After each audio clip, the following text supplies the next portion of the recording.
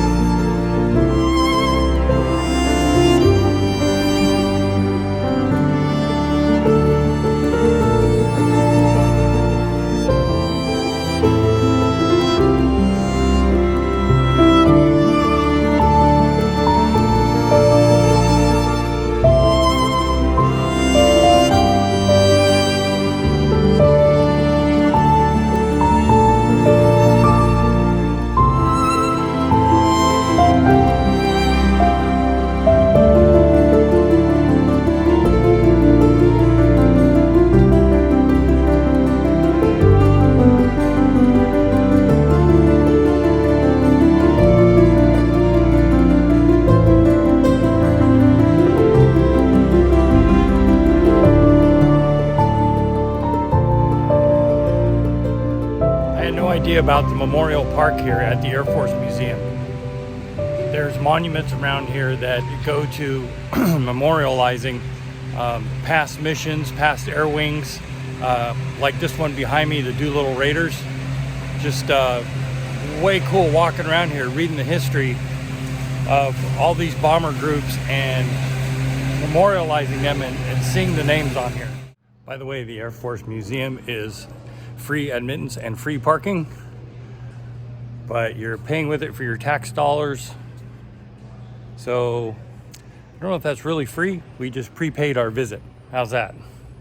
I really can't tell you how cool it was being at Kitty Hawk, seeing where we first took to the air in 1903, and then to be here in the National Air Force Museum looking at this fine craft built in 1909 by the Wright brothers as the progression of flight continued. It's pretty dang cool. And now into the early 1920s, get a little more sophisticated, folding wings, still many traits of the Wright Flyer.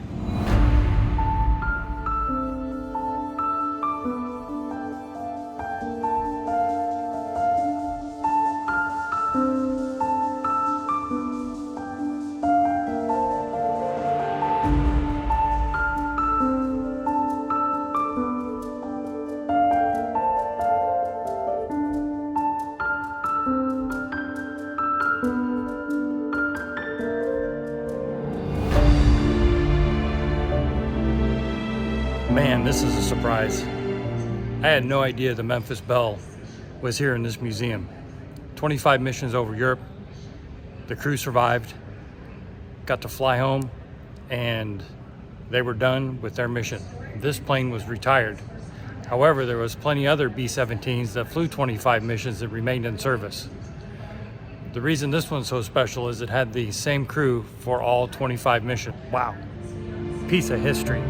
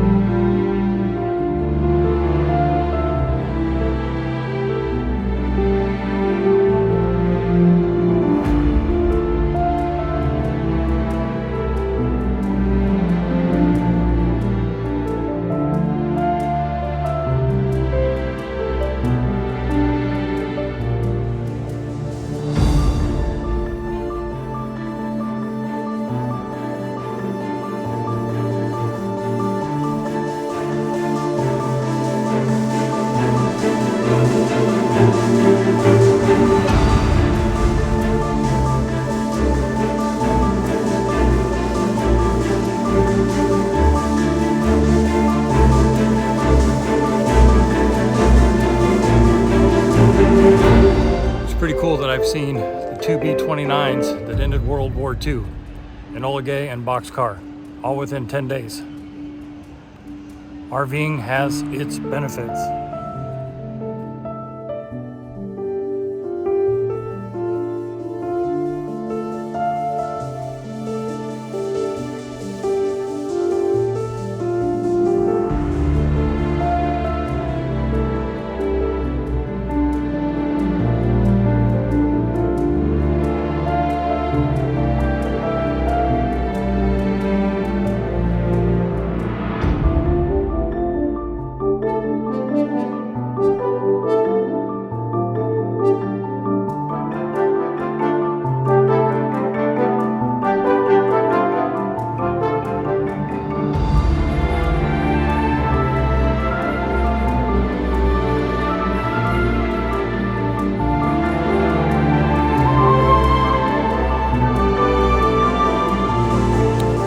Keeps getting better.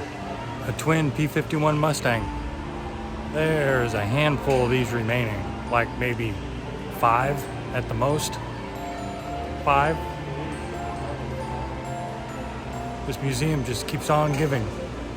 This museum is broke up into I think 4 hangars and different displays ranging from World War II to Vietnam, Korea. Now the Cold War is what we're entering now, and holy smokes, look at that, another twin P-51. Not really, it was a redesigned aircraft, but very similar. Ooh, B-36. Cars. Ooh. There's some cool stuff in here.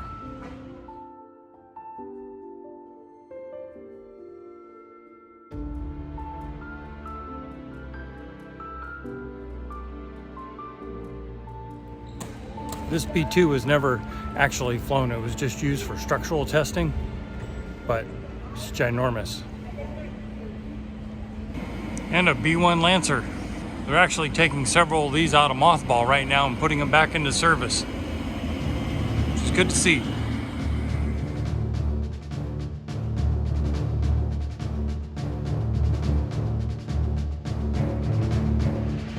The second F-117 ever built.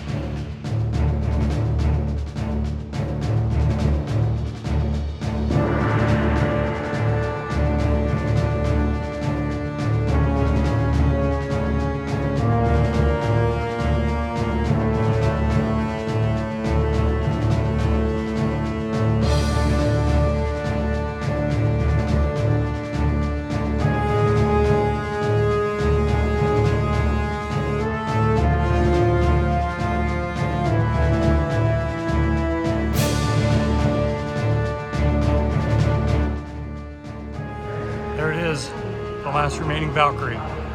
That's what I came here to see. Wow. Oh, and another SR-71. This place has a ton of SR-71s. Look at that thing. impressive.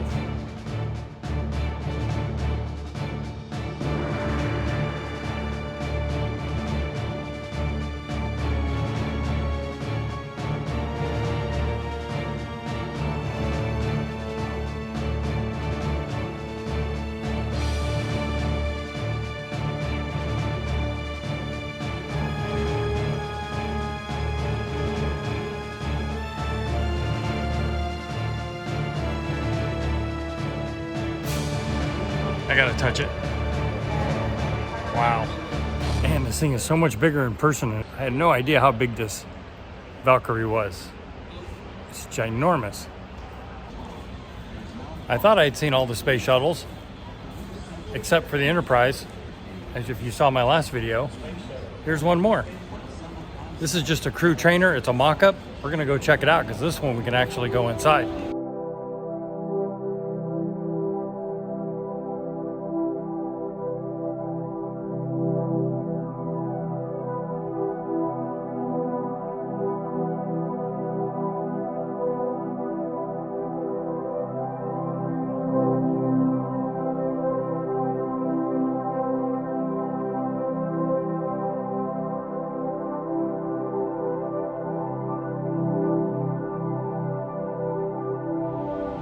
That is pretty cool.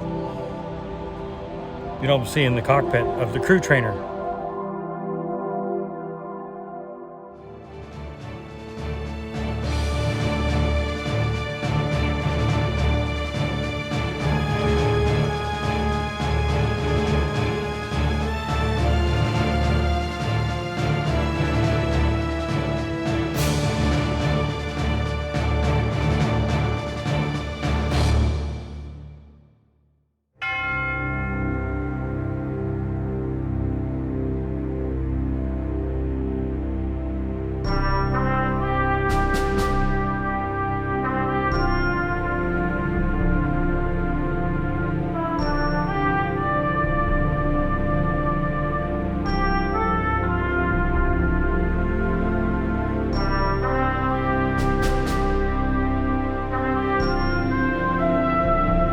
And to think that John F. Kennedy walked through this door right here, and that's who my mom named me after. My first name's John, J-O-H-N, being named after John F. Kennedy. Quite an honor to walk through this door right now.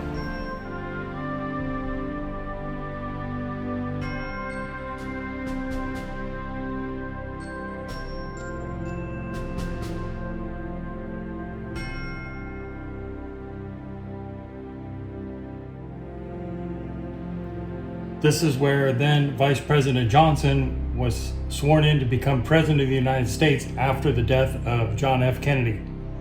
Right here. Right here.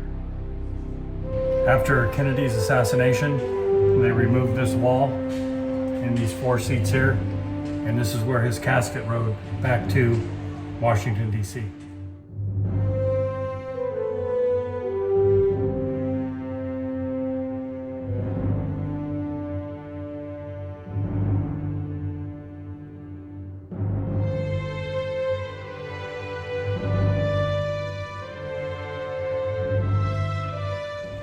Guess I'll hang out in here for a few minutes till this rain stops. It's coming down pretty good. The backside of water. Well, I don't have to get my truck rinsed off now. Should be pretty well rinsed by the time I get to it. Well, I didn't capture that, but I got pretty soaked on that little jaunt. Had my door open for about a second and a half. I need a snorkel and a mask. And by the way, they have plenty of RV parking here. So if you want to hit this up on your way passing through or on your way to a destination here in town, plenty of parking out here for RVs. It's actually, the parking lot is built on one of the old runways. This wraps up today's episode of the National Air Force Museum in Dayton, Ohio. We hope you enjoyed this. Make sure you subscribe down below, give us a thumbs up. I'll also put a link down below to the museum, and hope you enjoyed this entertainment. A little bit away from RVing, but lots of history here and lots of fun stuff. Some of you really might enjoy this and others might find it a little boring, but I got to see a lot of aircraft that I've only seen in books and online. So made it that much more special to see these artifacts in real life. Until next time, we will catch you later.